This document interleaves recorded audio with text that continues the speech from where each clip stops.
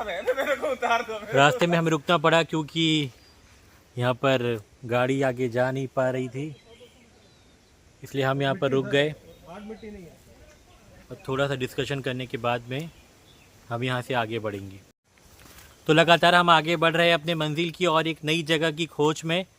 मेरे पीछे आप देख सकते हैं, मेरे साथ ही कुछ आगे भी है, कुछ पीछे भी है और रास्ता काफ़ी दलदलीय है। हम आगे बढ़ रहे हैं, पहुंचने के बाद आपसे मिलेंगे। फिर वही जंगल का रास्ता, फिर वही घने जंगलों के बीच से हम गुजर रहे हैं बीच में पहुंचने के लिए, और हम बस कुछ ही पलों में वहां पर पहुंच जाएंगे और आपको वहां का ताज़ा हाल बताएंगे। ये सुंदर जंगल देखिए, जंगल के बीच में नारियल की खेती और नारियल का जो उत्पादन है उसको कितने अच्छी तरीके से दूर दूर तक आपको केवल और केवल नारियल का सुंदर झुरमुट नज़र आएगा। हम दिशा भटक गए हैं। दिशा भटकने के बाद हम यहाँ पर डिस्कशन कर रहे हैं कि हमें किस ओर जाना है, क्योंकि रास्ता बहुत सारा दिख रहा है, कहाँ जाना है, क्या है। हम एक अनजान जगह पर आगे अभी बढ़ रहे हैं, देखते हैं सही जगह पर हम पहुँचते हैं या नहीं। तो कदम से कदम मिलाकर हम आगे बढ़ रहे हैं नारियल के इस बागान की कोमल ठंडी छाँव से। कदमों को हम आगे की ओर बढ़ा रहे हैं इस उम्मीद से कि आगे एक सुंदर सा बीच हमारा इंतज़ार कर रहा होगा। और रास्ते यहाँ पे अनेक हैं पर मंजिल जो है हमारा एक है। अब देखते हैं कि हम कहाँ पहुँचते हैं, कैसे पहुँचते हैं। बने रहिए हमारे साथ। ये घना जंगल अपनी वादियों में बहुत सारी शांति को समेटे हुए हैं और ये हमें याद दिलाता है कि प्रकृति कितनी सुंदर है, प्रकृति का अस्तित्व कितना गहरा है। ये बात शायद हम कंक्रीट के दीवारों में रहने वाले नहीं समझ पाएंगे, लेकिन हाँ, प्रकृति सुंदर तो है। ये अजीब सा जंगली पेड़ हमको रास्ते में मिला है। देखिए इसकी सुंदरता, देखिए अपने आप में अनोखा है, अनोखा हो भी क्यों ना।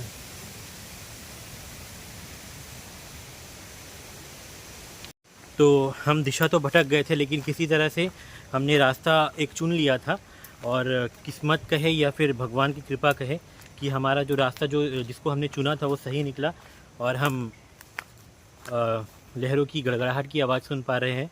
हमारे कानों तक वो आवाज़ आ रही है। इसका मतलब ये है कि हम बीच के बहुत करीब है।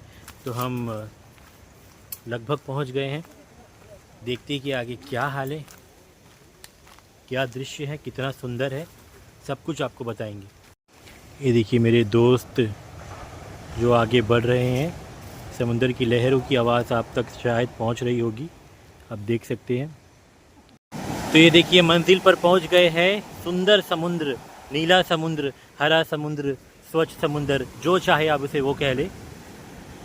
सुंदरता लेकिन काफ़ी ज़्यादा है। और सामने एक सुंदर सा केव शायद आपको दिख रहा होगा, मैं पास जाके आपको दिखाऊंगा।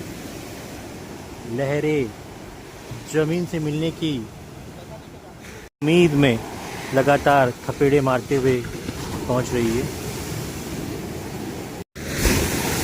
प्रकृति की सुंदरता को अगर आपको निहारना है तो मैं जहां पर इस वक्त खड़ा हूं, आपको यहां होना चाहिए था, क्योंकि ये समुद्र ऐसा लग रहा है जैसे मानो अपने भीतर कई सारे इतिहास के पन्नों को समेट कर बैठा था और हमें देखते ही वो इतिहास शायद वो बताना चाह रहा है जो 2004 के सुनामी में इस समुद्र ने देखा था।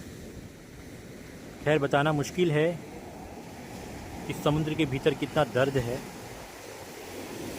मेरे पीछे आप देख सकते हैं समुद्र का नज़ारा।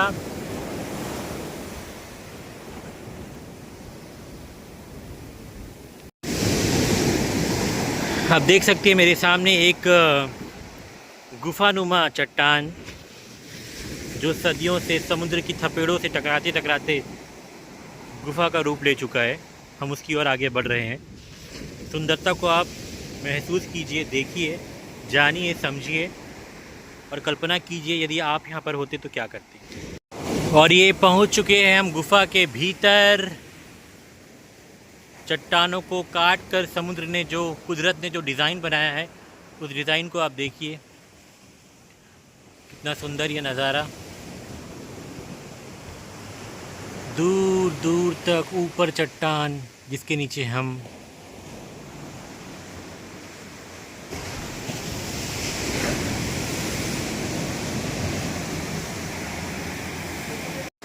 ये देखिए, ये कुदरत का करिश्मा ही कहेंगे।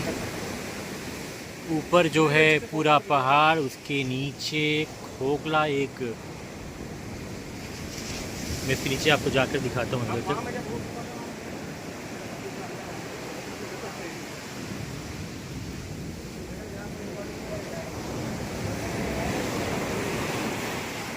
सामने समुद्र, समुद्र की लहरें, सुंदर स्वच्छ अनछुआ समुद्र।